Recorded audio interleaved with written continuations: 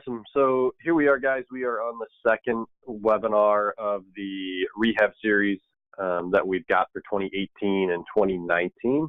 And, last week we dove into kind of the origins of the construction project binder that I had put together, where it came from and kind of how to begin using it and what's in it, and then really kind of did a detailed breakdown on that checklist that's kind of at the heart of the construction binder that contains everything within it and kind of what you're looking for and how to use that and fall back on it when you feel stuck or when you need to know where to go next.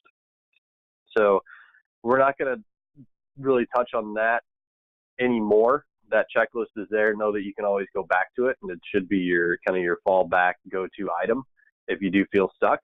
But this webinar is going to be all about scope creation and how to write your scopes. And we're going to go through some sample scopes that I have and actually some scopes that I wrote for one of my projects. And then we're going to take a look at the drawings, the architectural drawings that I have for that project. This particular project is a pretty good size. It's got about $170,000 of construction work that we're doing to it. Some of you have been to it. A lot of you guys have actually been to it. It's my two-family conversion down in Connecticut. So it's a good one to look at because it has kind of everything within one house. There's not much in that house that we're not doing to it. So it's a good one to fall back onto. That said, we can take a quick look here, and I'll just pull up some drawings that we have just to give you a quick floor plan.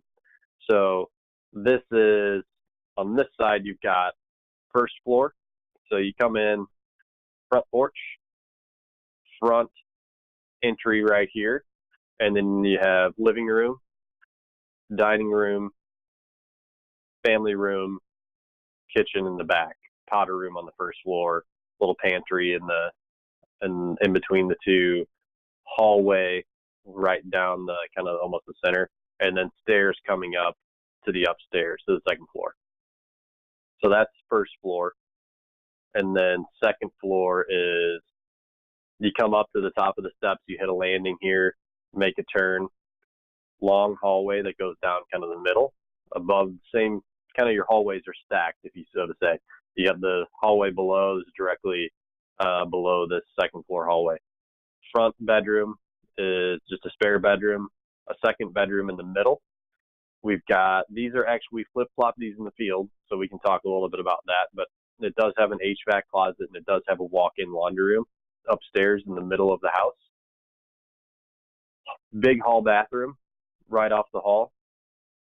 Master bedroom in the back, and then master bathroom with a double vanity, toilet obviously, walk-in shower, and then walk-in closet at the back of the house. So to kind of set the groundwork for this project and what we did and what it entails is, this was a all brick, two-story, two-family building that we bought in Tower Grove South. When we bought this building, it was in its in its previous configuration as we bought it, a two-family, and those units were a first floor unit and a second floor unit. So when you walked in to that original front door, there'd be two doors here, and let me zoom out a little bit. I might be able to find you. I don't have a demo plan here, but I can quickly get to one, and that'll give you an idea of what it was before. So let me come in here.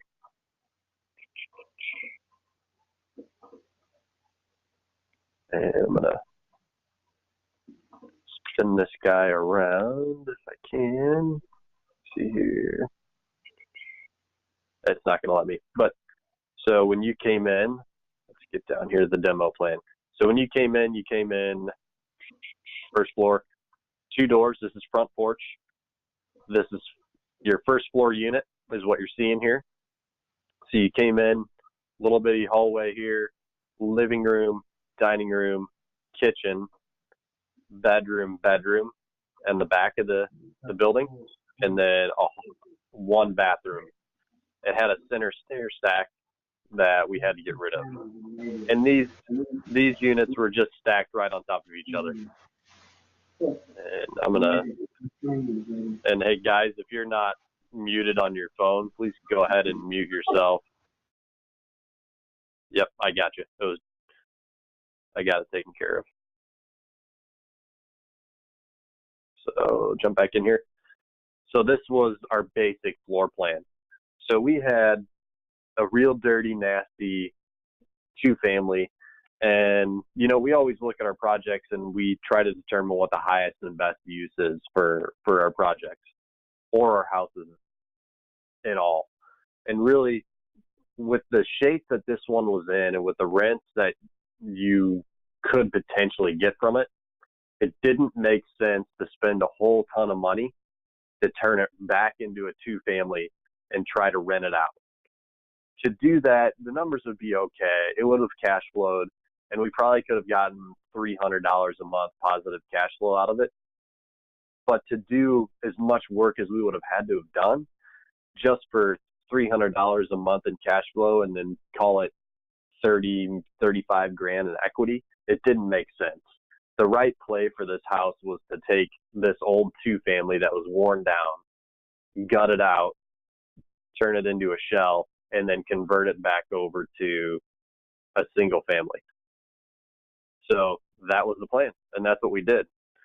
Now, we'll start talking about scopes here in a second, but you can kind of look through here, and the scopes that we'll hit on just because of time constraints are going to be electric and mechanical. Those are the ones that I pulled over. They tend to be my more detailed scopes because those guys need a little bit more information. So compare like an HVAC or an electric scope to like a hardwood flooring scope. Not to knock my guy Brad with Evans Flooring, but his is pretty simple. It's like, okay, where do you want me to put wood at, and what color do you want it, and what species and what type of wood do you want, and I'm pretty much good to go. He doesn't need a ton of information. But my HVAC and my electric guys, they obviously need way more information. And as you can see on here, we've got all of my fixtures laid out on each floor plan where it's going to be going.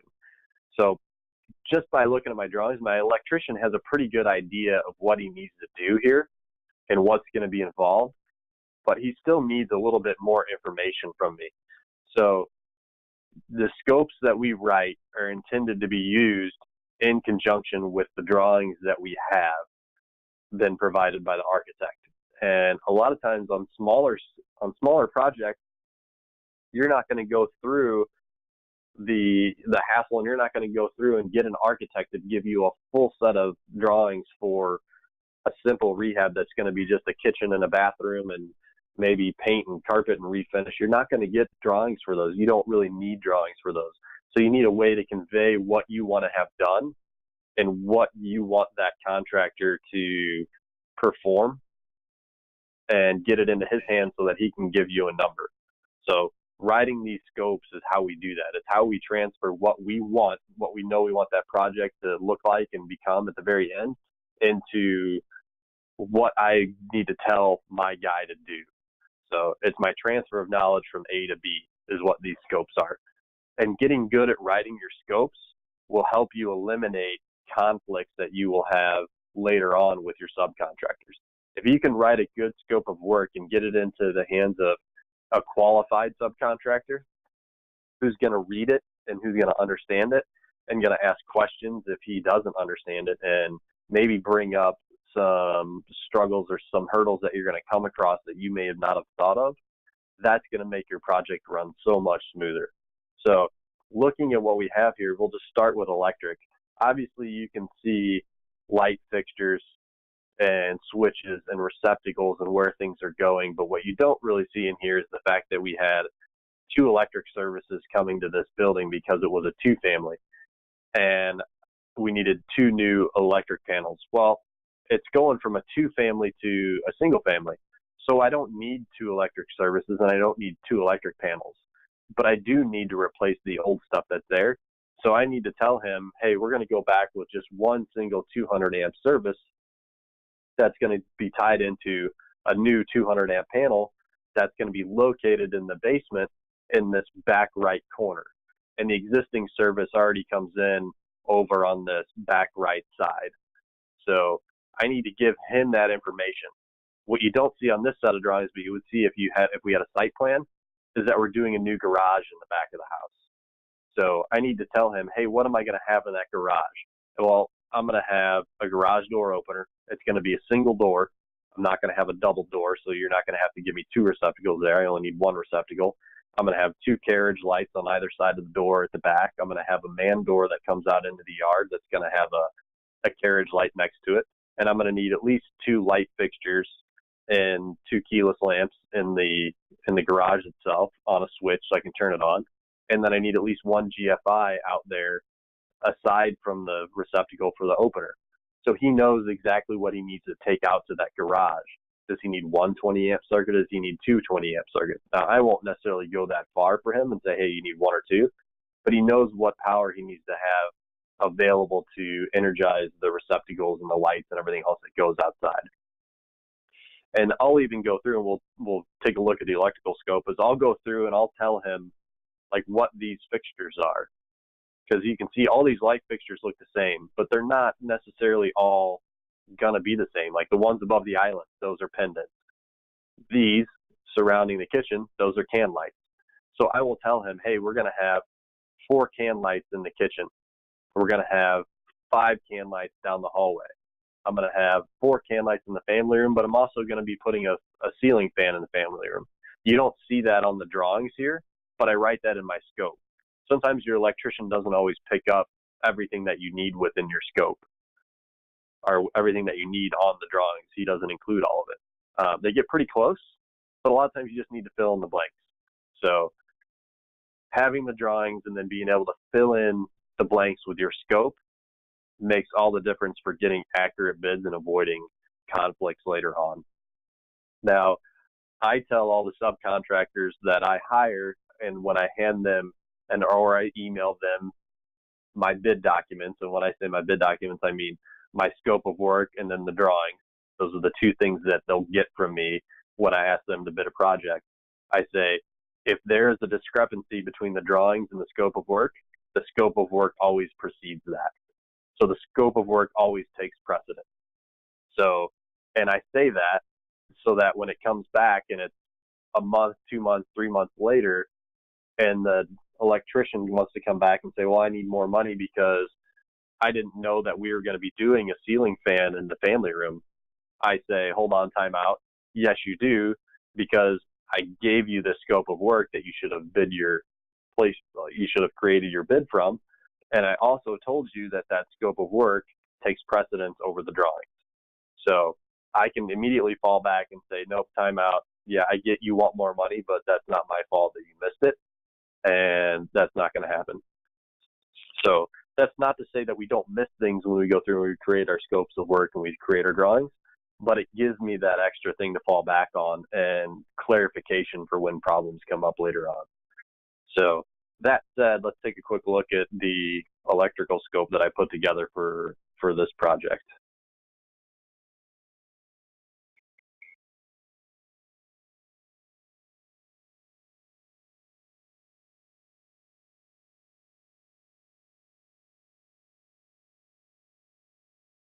And I'm going to zoom in a little bit here so it's easier for you guys to see it. So all of my scopes generally start off the same. And at the top, I'll say, okay, this is the electrical scope, or this is the plumbing, or this is the mechanical. I'll put in the date that I wrote it on. I'll put in the project that it's for, the owner of the project, and then my contact information, my partner's contact information, so that he can immediately look at this. If he has any questions, he flips it open and he says, okay, this is who I need to call. He's not calling me asking what the owner name is for the permit that he has to pull. He has the owner's name. He has the address here. All of that information is there and ready. And then I'll dive into the first item on my scopes is a general item. And basically this is something that's on pretty much every scope that I have that goes out. This is normal things like, hey, you guys are responsible for cleaning up after yourself. Pick up all of your trash and debris that you create during work, put it in the trash cans or the bags that we have on site, or if that trash can's full, remove that trash bag and throw it in the dumpsters that we have on site, and then replace the bag. Don't leave my site being a mess. And if I come in and it is a mess, I'm going to immediately go back to this and say, hey, you know that this is in your scope of work to do. Why are you not doing it? It's the first line item, literally the first thing on my scope that you agreed to do. The second thing in general is contact me with any questions that you have regarding this scope or the work that's being done within my building or my house. If you have something that you have a question on, maybe you don't know exactly where a fixture goes, or maybe you thought there was supposed to be 2 fixtures there and it's only showing 1 on the drawing, call me. Don't just move forward and do it without asking first. And I have this in here, so it says receive approval from Craig prior to completing any work out of scope. I put that in there so that guys know and I can fall back onto it. If something gets done that they just decided that they had to do because they wanted to or whatever the cause, and then they come back to me later and say, well, you owe me X amount of dollars for doing Y, I can go back and say, well, why didn't you talk to me about that first? Why didn't you call me? I technically don't owe you that money because you didn't come back and talk to me about it first. So, and then also small things like we provide all the fixtures and appliances. So like light fixtures, plumbing fixtures, your range, your microwave, that stuff that we provide. I have in there that all the other stuff is included. And this one, here's your first typo. Sorry, guys. The plumber, in this case, it's the electrician, that he is supposed to provide it. So they know that they're the ones who are supposed to provide that. Second item, and this is really my scope, if you'll notice, follows through in the same format that checklist follows through. So I start off with my demo items, and then I'll move to rough-in, and then later on I'll move to setting finishes. So it follows through in chronological order. So the first thing that I might need help with from an electrician is making the house safe for demo. So before I go in there and I have guys swinging hammers and wrecking out a house, I want to make sure that those guys aren't going to get into any live electrical lines. So I want to make it as safe as possible for them to be in there doing their work. And typically what that means for electric is, hey, let's kill power to everything except for the things that are essential. And typically, depending on the time of the year, the essential items are maybe 2 or 3 or 4 receptacles that they can get power from, potentially lights, but not always light fixtures, because you can bring lights in and there's windows that are working during the day, so there's light inside. So it's typically not even light fixtures if I'm going through and I'm demoing out a whole house. And then the only other thing that would typically be energized would be your HVAC to make sure that the building's conditioned if it needs to be. So their first job is to come in and basically make the house safe for demo. And in this particular case, it was remove the 2 existing meter cans on the outside of the house and then install that new 200 amp panel in service. The 2 panels that we had in there were fuse block panels. They were really old. I didn't trust them. I didn't want to have to keep getting calls from my guys or the demo guys saying, hey, we blew another fuse and we don't have any here, so now we're not working because we don't have any power to do anything. I didn't want that call. So the first step is, hey, electrician, come in, yank out those old services, those old meter cans, put me in a new 200 amp panel and a new 200 amp service so that I know we're set and we're good to go for power for the rest of the duration of the project. Next step for him is rough-in. So he's not going to come back. In this case, it's an electrician until after the framing has started or after the framing has been completed. So he's going to come back, and in here I'm going through everything that he needs to take care of during electrical rough-in. So first thing first, electrical contractor is responsible for obtaining the required permits through St. Louis City, STLSR, and that's just my company. It's shorthand for St. Louis Signature Realty. We have obtained the building permit for the project. If this is St. Louis County, I'm going to tell them, here's the permit number, and you're just tying on to my permit because it is an integrated permit through St. Louis County. This is St. Louis City. It's a little bit different, so they're going to be pulling their own permit, and they're going to have their own permit number. Next thing, as up above, install that 200 amp service, the service drop, the meter can, the grounding, all the stuff that's necessary for a full service per St. Louis City, and then also Ameren UE's requirements. Notice how I don't tell them exactly what to do. I tell them what I want. I want a 200 amp service. It's going to need a drop. It's going to need a meter can. And it's going to need to be grounded. All of that they kind of pretty much already know. But I'm falling back on St. Louis City and Ameren UE. What are they going to require? I just need it to be up to code, and I need it to be 200 amp. And then in here, note location of garage, plan the riser location accordingly. This is just extra notes that I know. because by the time they get there and they're doing this, or maybe it's another guy, that garage could be gone. It could be completely demoed. But I don't need him setting his riser height only 10 feet off the ground. And then I go later to build my garage only to find out that my garage roof is hitting the service that comes across the backyard. So these are just small notes that I think of when I go through them, putting my project together, that I throw in here to make sure that he picks it up. And again, if they went in and they installed that service and it's too low, and then I go back to build my garage and I find out that we have a conflict, well, guess what? I'm calling my electrician. I'm saying, hey, I told you there was going to be a garage back here. You saw that it was on the drawings. Why is this thing so low? You need to raise this up another 5 or 6 feet or whatever it may be. Then it's not on me. It's on him for cost. So installed a new 200 amp panel in the basement at or near the current electric panels. The current panels were where I needed them to be. So he's basically just ripping out the old and putting it kind of right back roughly in the same spot. Furnish and install junction boxes, circuits, wiring, etc. necessary for a complete install. I'm just telling him that he's responsible for providing all the material to get this in. I'm not buying any material for this scope of work with the exception of light fixtures. He's responsible for all of that. So again, when quantity and location is not noted on the drawings, all receptacle switches, smoke detectors, all of that stuff should be installed per St. Louis City code requirements.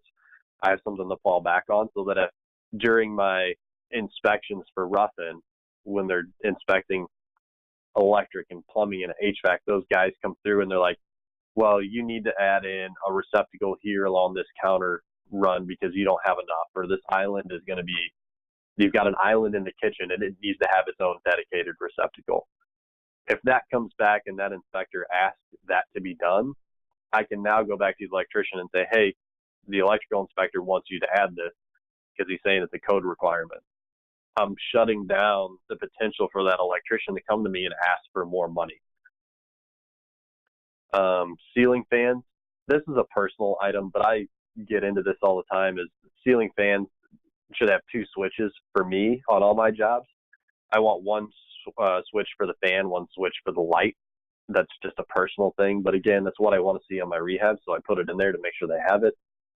Include 3-way switches at the top of all stairs for lights. That's code requirement, but I also want to make sure they got it for the basements. Sometimes those get missed. Provide power to the following appliances. So if you look back at my drawing, it shows you a rough kitchen layout, but it doesn't show you exactly what's going in. So this is where I tell that electrician or that mechanical guy or that plumber, these are all the appliances that I'm going to have in this house. So this is what I need you to provide power to. I'm doing a range hood, first of all, not just a microwave. I've got a range hood above my range. So that needs to have its own dedicated circuit. We have a garbage disposal. That needs to be switched by a powered receptacle.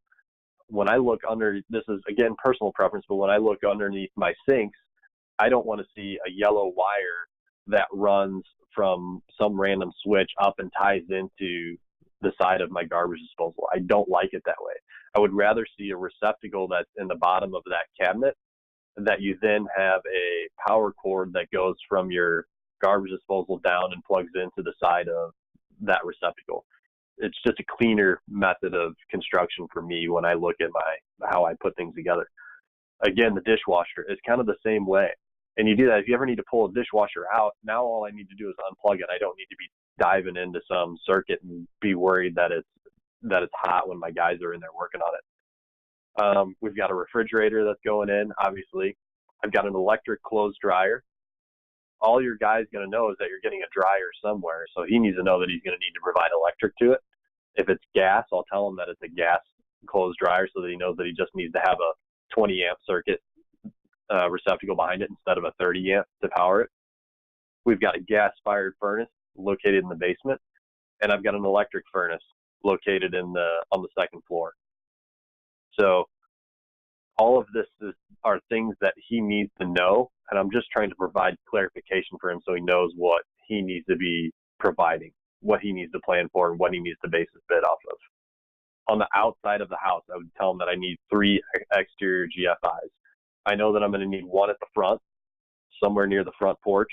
I'm going to need 1 at the back, because there's a deck. And then I'm also going to need one that's near the condensers. And then I'll go on to tell him where I want them at so that he knows where to put them and where to plan for. Include convenience receptacles per code in the basement.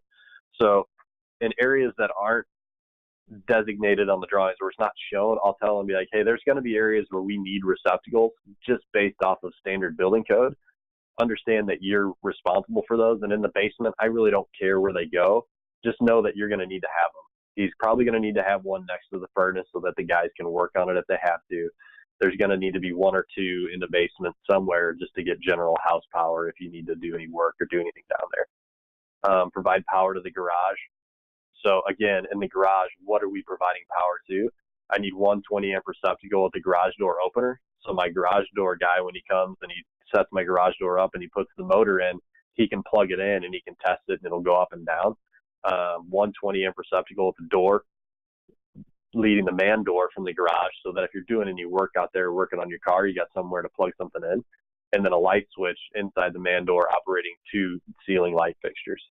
So, and then I'll go on the carriage light next to the man door, and then motion. In this case, I said, okay, do a motion light located above the garage door.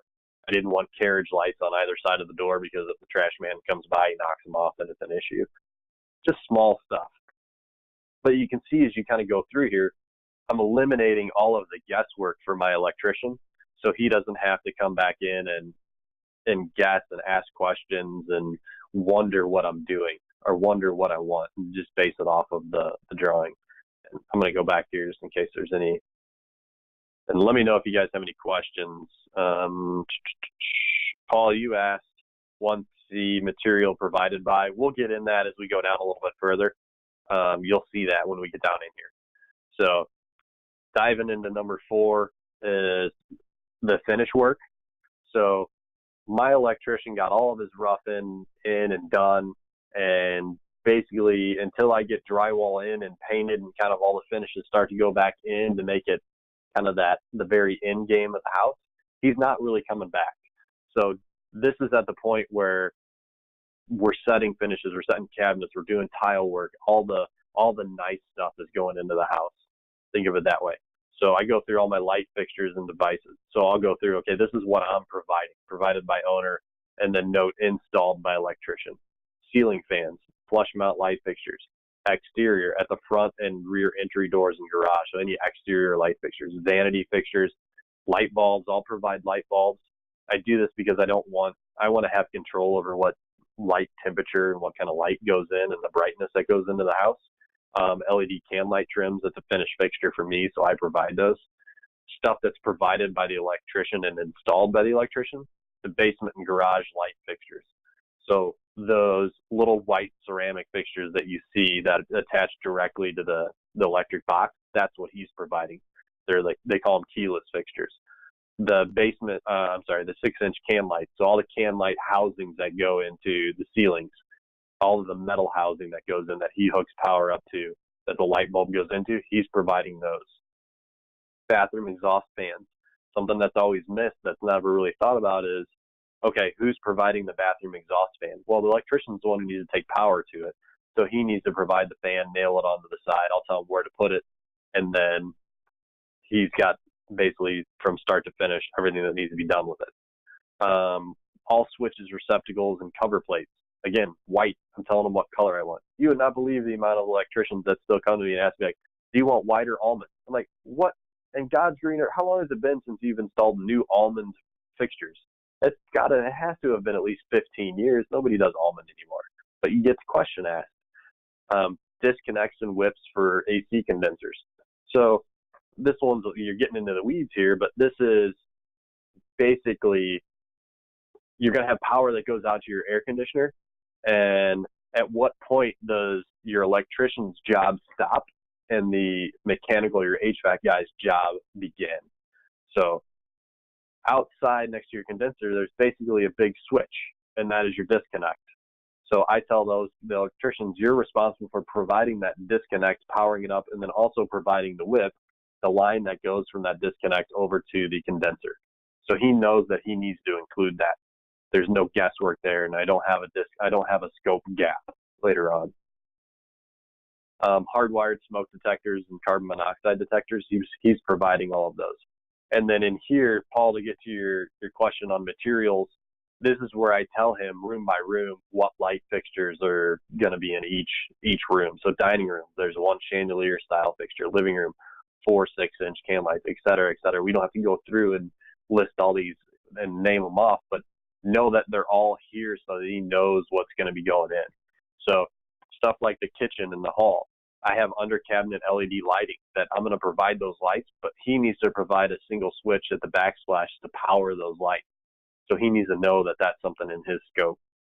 It's not shown on the drawings, but I'm adding it here, so he's responsible for including it. And this just goes on and on. Basically, I give him a breakdown of everything that he needs to provide power to, including the HVAC closet. I know I need a light in there, so hey, electrician, give me a light. Don't leave it up to guess. And the one thing that's not on here that I do need to hit on, and I don't know why it was pulled off, but let's jump over to, I'm going to jump over to plumbing real quick, because I believe that it will be on here.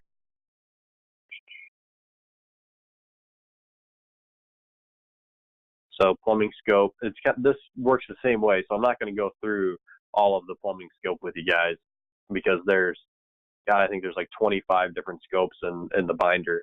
So I'm not going to go through everything, but understand that they all kind of work the same way. So here you got make safe for demo. In this case, you've got a lateral that needs to be replaced outside. He has the plumber has rough in that he needs to do. He has finish and setting fixtures that he needs to do, including a water heater. So I tell him what's in the bathroom, what's going in the kitchen that he needs to provide. Clothes washers, his responsibility. Fixtures provided by the owner. Fixtures furnished by the plumber. And I don't have it in here for some reason, but let me get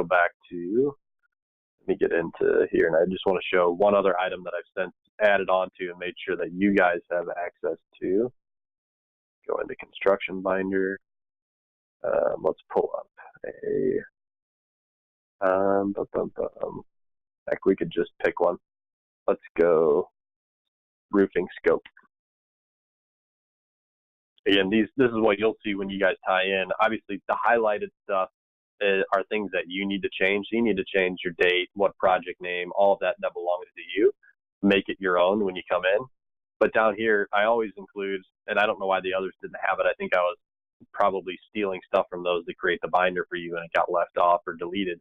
But I always include something for payment so that the guys know how they're going to be paid. This is incredibly important. What wasn't on there was schedule, but schedule is really addressed within the contract that you hold with the guys, with your subcontractors or your contractor. So we'll hit on that on another webinar. But within the scope, I'll tell them how they're going to get paid. So disbursements, how are you paid? Construction is being financed. I'll let them know that our projects are being financed by First Collinsville Bank, so FCB. Disbursement, how long does it take to handle disbursement? It's going to take 5 business days from when the invoices are received. So if they want to be paid by Friday, they know that they need to have an invoice to me by that previous Friday. So we're on a 1-week disbursement period. And I let them know, like, hey, don't send this to me and expect to be paid in 2 days. Now, this is something that you may be dispersing through somebody else. You may be dispersing through a disbursement company like Accurate Dispersing. In that case, you're going to want to give them an idea of what's going to be required. I tell them that they need to submit their invoices directly to me via email, preferred, or that you need to give me a hard copy. They need to give me a partial lien waiver, and I'll include in the package that we sign with subcontracts, hey, here's a copy of the lien waiver that you need to be filled out. Otherwise, they will not require, FCB will not write your check to where you can pick it up. If you guys want to pick up your check, or how do you want to receive it, they will mail it to you, or you can go pick it up. Here's the address that you can pick it up at. We'll let you know when it's ready. But this is just something else to put in there so you don't have any arguments later on down the road when a guy gets a scope of work done or a section of his work and he submits an invoice and says, okay, can I get a check for that day? And you're like, no, that's not how this is going to work. I need to submit this to the bank. They're going to approve it, and they're going to cut you a check directly, and they're going to collect the lien waivers and the stuff that we require, and then you're going to get your check. So put that into your scope. Um, really, as you go through, guys, it's just a matter of writing down everything that you could possibly think that you're going to want that could come up and including it within your scope so that you're eliminating those headaches later on down the road. The other thing I will tell you about scopes is if you go back to like the electrical scope, the more detailed your scopes are and the more information you give them, the easier it will be to bid out and compare subcontractor A to subcontractor B to subcontractor C. We used to always be able to tell on the commercial side of construction how good our scopes were written based on how tight our bids were. So if we had subcontractor A, B, and C, and they were both right on top of each other within 2 or 3% on cost of each other, we knew that we wrote really good scopes and there wasn't a lot of miscommunication or a lot of guessing on their part. But if we got numbers back that were maybe 10, 15% apart, we knew that there's a disconnect somewhere and we really need to go back and revisit our scope and really read through what they've given to us for a bid. So the better you get at writing your scopes, the better numbers and more accurate numbers you're going to get from your subcontractors, and the less arguments you're going to have later on down the road once you start running your work. If you're working with a general contractor, I would pretty much do the same thing, except I would get as much into this binder as I could and then hand over the binder to him and say, here's what I need you to bid and here's what I need you to include. And he might feel a little overwhelmed at first, but once he dives into it and spends about an hour or so looking through and creating his bid, he's going to be like, okay, I get it now. I understand what he wants, and I'm not worried about there being arguments and discrepancies later on down the road. Like we're in agreement on what I'm providing and what I'm not providing. So that said, I mean, that was pretty much a 40-minute ramble of my brain dump on scopes. So do you guys have any questions regarding the scopes and how they're supposed to be used and how they're put together?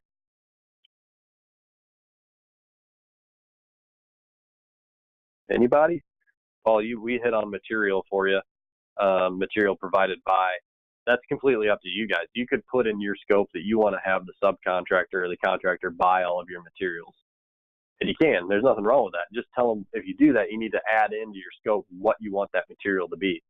So the easiest way to probably do that, if it's in case of point for electrician, go through and create a shopping list at Lowe's or Home Depot or wherever it is that you want them, and give them the exact items that you want to be bought and just include that in your scope and say, here's the items that I want. These are the fixtures for the hallway, the flush mount fixtures. These are the can light trims that I want. These are the pendant lights that I want. Include all that stuff so you have it.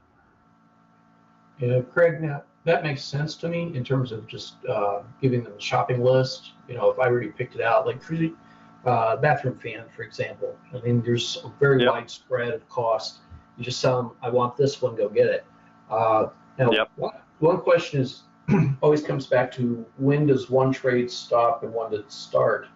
Like if they're putting in a bathroom fan and you're going to have ductwork to exhaust that fan, say further out into an attic or take it outside, like will they connect that ductwork when they put the fan in, or do you just so it depends on the scope, but in that particular scenario, like like the perfect example for that is my second story addition in Brentwood, where you got 2 bathrooms on the second floor and we're putting on a new roof. I will have the roofer include the vent, the cap that goes through the roof and then sticks down through the roof sheathing. And then typically right below that is where my exhaust fan will be. So I'll tell my electrician, okay, you're responsible for putting in the exhaust fan and the flex duct and connecting it to that vent that the roofer provided. So those are the kind of things that will come with experience, but those are little things, and you're typically not going to get pushback from an electrician saying, oh, I didn't know I had to provide a $4 piece of flex duct and zip tie it to the top of a vent that's already there for me. He's already there. That's stuff that shouldn't even be an argument. But it's random stuff that comes up, right? And it's knowing where to stop one and where to start the other. And you kind of, some of those you have to ask. Like, you maybe need to have that conversation with the electrician and say, hey, is there anything that we're forgetting? And he may say, well, I don't typically install the exhaust fans. I'll just provide power to them, and the HVAC guy installs fans. And you can say, okay, I get that. And maybe you get a price from the electrician, you get a price from the HVAC guy. And then you compare the two, be like, okay, which one's cheaper? Go with the cheaper guy, and then just take it out of somebody else's scope. So there are some things that you have crossover with, and you're gonna approach that. But by having a clear scope like this, it's way more likely that it's going to come up, and it's going to be addressed before you award the contract. And it's not going to be addressed when you run up against it in the field, where the electrician's like, well, I didn't know I had to provide the exhaust fan. And now that exhaust fan costs you $300 instead of costing you $100 because he was hungry and he wanted to do your work. So that's what he included in his bid. But once he's already there and he's saying, oh, well, this is going to be an extra, you know that he's going to be a little more liberal on his pricing on his side of the fence when it comes time to do that work. So does that answer your question? Yes, it does. Cool. Yep. All right, guys. What else regarding scopes that we need to touch on?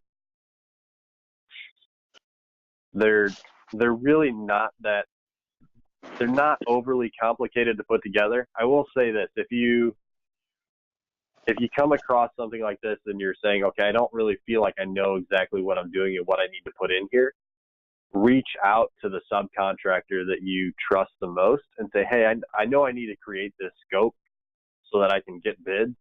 What should I be including in here? And most of them will tell you, like, okay, here's what we need to include, and this is kind of what I see needs to be included in it.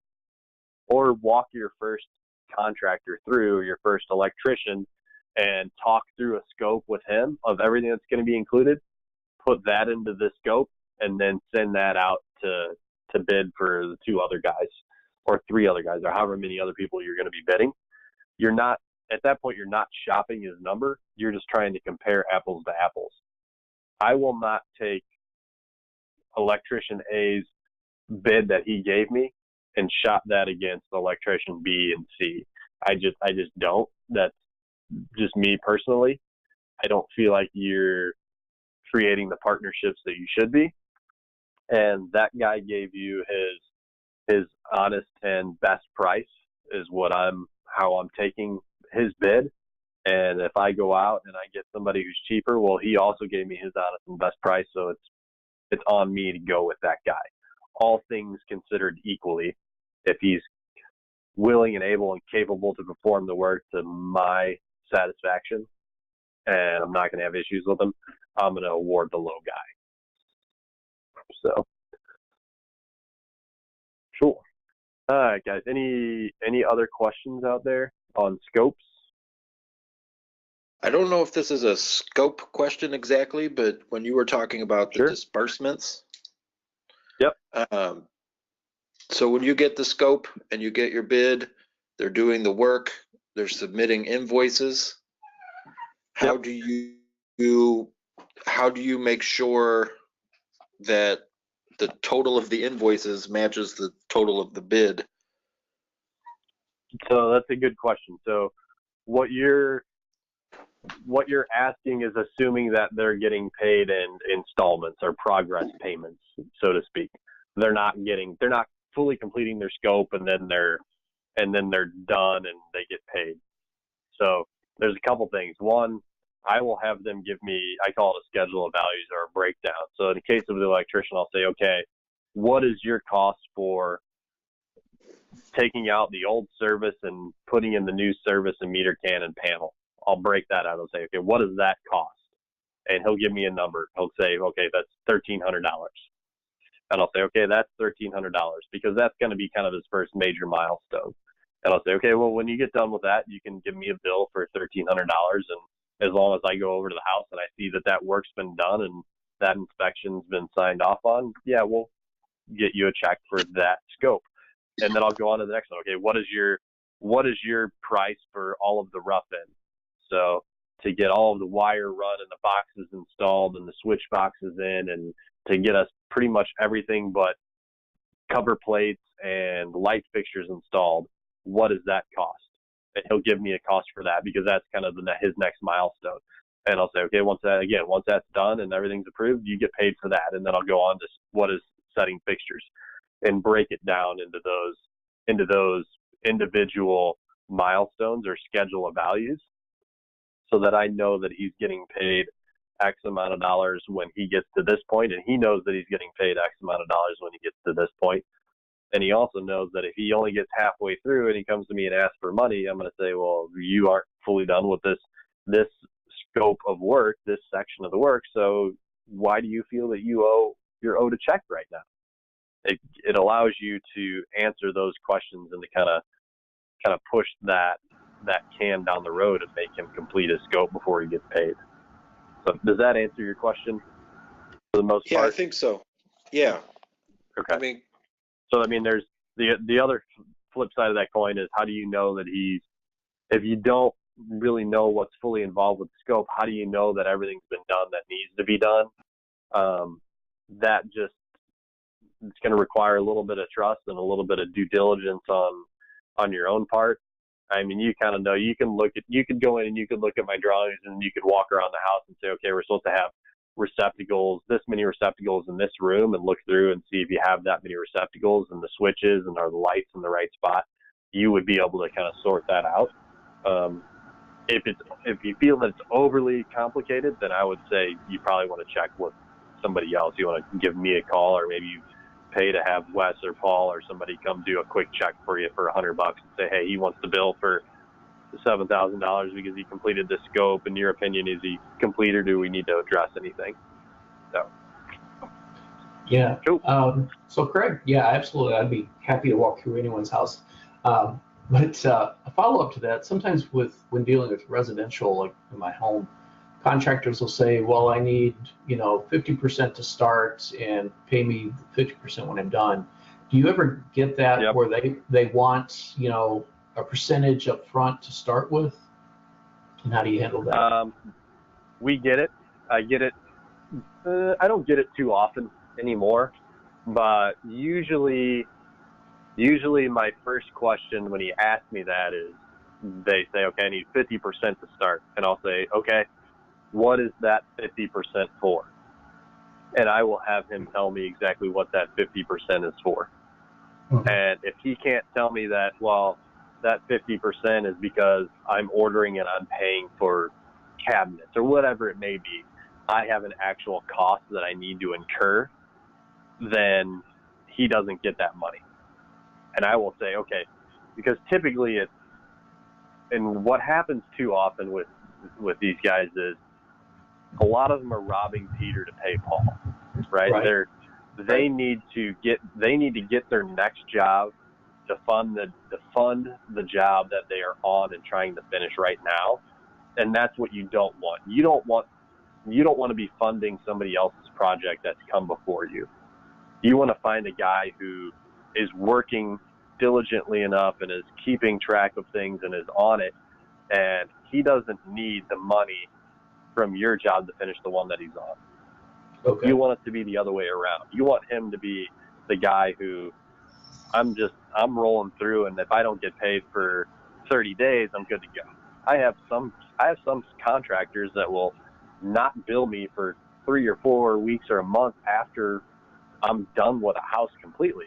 And I got to track them down and find out where they are so I can settle out my books. But I don't typically pay up front until they show up. Now, if they show up and they can show me that they're getting some work done, then I will say, okay, now we can renegotiate and we'll figure out a way to get you some money. But typically, there's no reason that a contractor should need that money up front. And I do my best not to pay that really ever. The guys that I typically do put some money down on is Windows seems to be one that I do pay for kind of right away. And I get that because they have windows that basically I'm paying for windows that are on order. So I'm buying those windows is what I'm doing, and they're getting paid to get that order pushed through. The other one that comes to mind is granite and templating. So once we get everything set up and I sign a contract with those guys, they will typically get some money kind of right out of the gate, either to reserve slabs or to get on the schedules for templates. But outside of that, there's not many that do get paid up front. And I would recommend not paying guys until they actually show up. So from an owner's standpoint, you can have the conversation with those guys and say, okay, I get it that you want money to sign up because you just look through worst case scenario for them. You say, okay, you say that you're 3 weeks out and you're super busy and you want me to give you $5,000 so that you hold my spot in your schedule. So what's worst case scenario for you? I don't give you money, and then I come to you and I say, okay, I don't need you to do the work anymore. And now you've got an opening of 4 or 5 days or a week in your schedule. All you're going to do is call everybody else and move everybody else up, and you're no longer out any money. Worst case scenario for me is I pay you $5,000 and 3 weeks goes by, 4 weeks, 5 weeks, 6 weeks, and you're still not here, and you don't ever show up to do my work, and now I got to take you to small claims court and try to battle it out that way and try to get money out of you. And he's like, well, yeah, but you could also have me do all the work at your house and then still not pay me. Like, yeah, I could, but in that case, in that scenario, you're going to go and you're going to file a lien on my house, which gives you a right to that money that you're owed. I don't have any leverage except for trying to sue you in small claims court to get that money out of you. So that, in my mind, that is why you don't want to pay contractors up front. I avoid it at all costs. And when guys ask me that, typically it's a small red flag that goes off, and I start digging deeper on why they need that money. They'll tell me that, and I'll say, okay, what jobs are you on? I might agree to that if you give me the names of the jobs that you're on, and I can call the references of people that you're working for right now, and I'll find out where they're at. And if you called like 2 or 3 people that they're working for, and they tell you, man, he's way behind, I don't know what's going on, like, you can get a feel pretty quick for what's happening. If that's the case, you know you need to move on and find another guy. Cool. All right. I got time for maybe one more question. Anything else, guys? Craig? Got a lot of people on the call. Yep. How many bids do you normally get when you do a house? Do you do 3, or do you have a set number? I don't particularly have a set number, and I will tell you why I don't have a set number. And case in point being flooring. Like, I've done so many floors with Brad Evans that I know what his cost is going to be to sand, stain, and do poly and refinish. I know what his cost is going to be for new install and whatnot. And I know that I could maybe go out and find somebody else who would do it for a little bit cheaper, but I know what I'm getting with him, and I know that he's going to be there when I need him, when I call him and I need him to be. So it's not worth my time to go out and shop and try to get bids for that particular scope of work. It's just, that's a convenience thing for me, and I know what my cost is going to be. I've already counted for it, so I'm just going to go and use him. Other stuff like electrical and plumbing, sometimes I'll get 3 bids. Other times I'll get maybe 2 bids. Typically on electrical, plumbing, mechanical, I'm always getting at least 2 bids to see where they're at. But I also got a pretty good idea of what they're going to be if it's just like if I get into a house and I only need an electric panel and a service. Well, I know within about $100 what that's going to be. I'll take turns calling the 2 or 3 guys that I use and say, okay, well, I used this guy in the last one. I haven't heard from him in a little bit. I want to keep him in the wheelhouse, so I'll call him and say, hey, do you have time next week to do an electric panel? Get him set up and get it done. $100 here or there is not that big of a deal for me on something like that. I would much rather still have him as a resource to call on future projects and keep him happy. Other stuff that's bigger scopes, like my concrete package is a pretty decent sized scope on Connecticut because I got to do a foundation for a garage and flat work and everything else. So I'm going to get 3 bids for that. there's going to be 3 guys that are giving me numbers, because that could potentially be a $3,000 or $4,000 swing. It's a big enough deal for me to be bidding it out. For you guys, as you roll through your first 2, 3, 4 deals, your first handful, I would say try to get 2 to 3 bids for every scope, and then really pay attention to where those bids are at, so you can start building your shopping list, so to speak, for doing rehabs, and you know what price you have for all the items that are on your shopping list as you move through and you do homes. That's the biggest benefit for you guys of getting 2 or 3 bids for everything that you're doing, because chances are, if you're going to one of the vendors, you're going to somebody that you know, their pricing's probably going to be in line. They're probably not gouging you. You could probably find better if you went out and you really shopped it, but also be careful of a guy who's priced too low. So hopefully that answers that question. So no, I don't always get 3 bids for every scope of work. I do what I feel is right for the scenario. But then also I hit on a very good point, which is your low bid guy is not always the guy that you should go with. So just know that and keep it in mind. And I'll say one example. If you went out and let's say you got 4 electrical bids on the scope that we just ran through, and 3 of those guys were at like $10,000, $10,200, and $10,300, and then somebody else was at like $7,500. Well, you know there's probably something off there. He's probably missing something in his scope. So at that point, you should go through everything very thoroughly with that low guy and make sure that he has everything. Chances are you're going to flush some stuff out and he's going to add on to his bid. He might still be low, but he's not going to be at the way low as he was before. So cool. All right, guys. If that's it, I think we're going to sign off. We're at an hour. We went through a lot of stuff tonight. I know we only hit on kind of just one scope briefly, but the intent there again was to just kind of go through and show you how to build that scope sheet out and what you need to have included in it, so that in the future you guys can go and you can take these scope templates and start creating those and solicit bids from subcontractors for yourself. So with that said, I think we're going to sign off. And as I mentioned before, hopefully everybody has an amazing Christmas with their family and friends and an awesome New Year. And I'm looking forward to seeing everybody and killing it in 2019. So have a good night, everybody. Thank you, Craig. Merry Christmas. Thanks, Craig. Happy holidays. Thank you. Happy New Year.